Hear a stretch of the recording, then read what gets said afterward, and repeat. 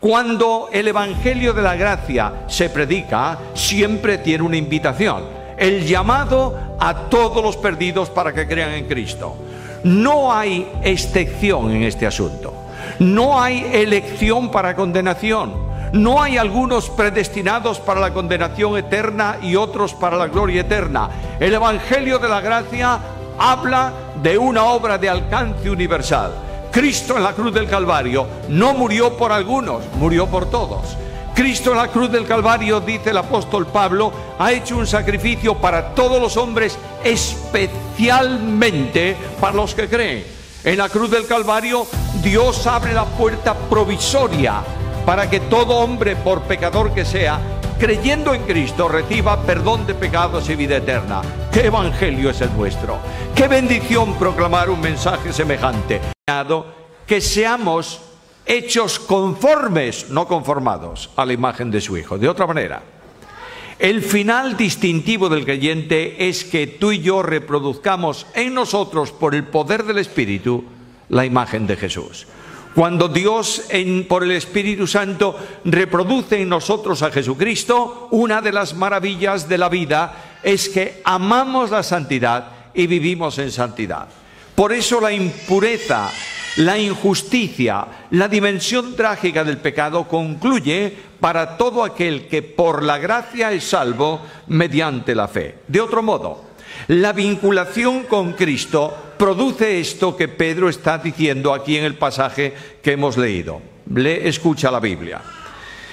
Porque fuimos sepultados juntamente con Él para muerte en el bautismo o por el bautismo, a fin de que como Cristo resucitó de los muertos para la gloria del Padre, así también nosotros andemos en novedad de vida o en vida nueva. Romanos capítulo 6, versículo 4. Sigue Pablo en el mismo capítulo: sabiendo esto, que nuestro viejo hombre fue crucificado juntamente con él para que el cuerpo del pecado sea destruido. Todos sabéis muy bien que esa palabra destruido en nuestro idioma de hoy significa exterminado totalmente, pero el cuerpo del pecado está ahí. Dios no ha exterminado, no ha destruido, no nos ha separado del pecado, simplemente ha abolido la acción poderosa del pecado en relación con nosotros. Dios ha destruido ese elemento esclavizante, a fin de ¿qué? De que no sirvamos más al pecado.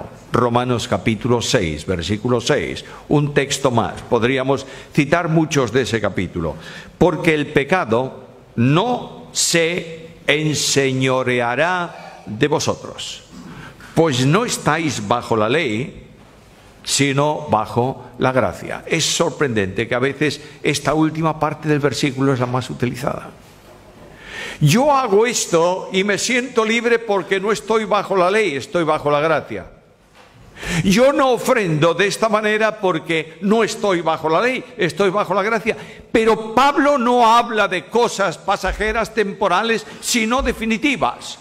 Nosotros no somos esclavos del pecado porque la ley que marcaba la realidad del pecado ha sido extinguida para nosotros y la gracia ha venido a darnos provisión de victoria sobre el elemento esclavizante.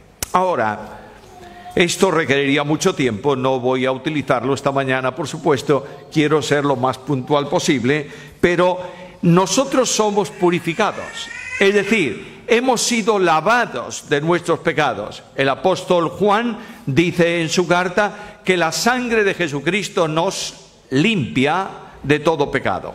La limpieza en relación con Dios, las demandas de juicio a causa del pecado quedan extinguidos por la obra que Cristo realizó en el Calvario. Pero la vida en esta esfera, la vida de pureza, la vida que Dios demanda del cristiano, se alcanza de una manera determinada. Mira el versículo: por obediencia a la verdad.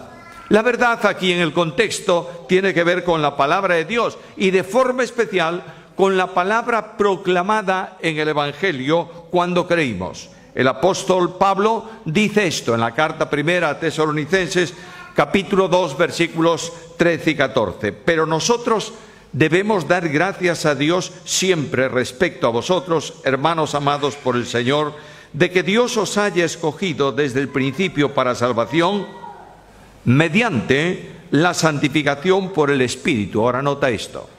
Y la fe en la verdad, a lo cual os llamó mediante nuestro Evangelio para alcanzar la gloria de nuestro Señor Jesucristo. El modo de la purificación es obediencia a la verdad. Lo digo de otra manera, es la aceptación de la verdad. ¿Quieres de otra forma? Es la respuesta que tú y yo hemos dado a la invitación proclamada en el mensaje del Evangelio y hemos recibido a Cristo Jesús como nuestro Salvador personal. Cuando el Evangelio de la gracia se predica, siempre tiene una invitación, el llamado a todos los perdidos para que crean en Cristo. No hay excepción en este asunto, no hay elección para condenación. No hay algunos predestinados para la condenación eterna y otros para la gloria eterna. El Evangelio de la gracia habla de una obra de alcance universal. Cristo en la cruz del Calvario no murió por algunos, murió por todos. Cristo en la cruz del Calvario, dice el apóstol Pablo, ha hecho un sacrificio para todos los hombres, especialmente para los que creen. En la cruz del Calvario, Dios abre la puerta provisoria para que todo hombre, por pecador que sea, creyendo en Cristo, reciba perdón de pecados y vida eterna. ¿Qué evangelio es el nuestro? ¡Qué bendición proclamar un mensaje semejante! Dios me llama ¿a qué? ¿A hacer obras especiales? No podría hacerlas en el plano de la deidad. Nunca yo podría alcanzar una vida de pureza conforme a la voluntad de Dios. Pero me llama a creer en Jesucristo. Y la acción capacitadora para creer la pone Dios mismo también. Leo esta misma carta. He mencionado este versículo en la primera lectura de esta serie de reflexiones sobre la epístola. En el capítulo 1 y versículo 2, el apóstol Pablo dice que hemos sido escogidos según la presciencia de Dios Padre en santificación del Espíritu para obedecer.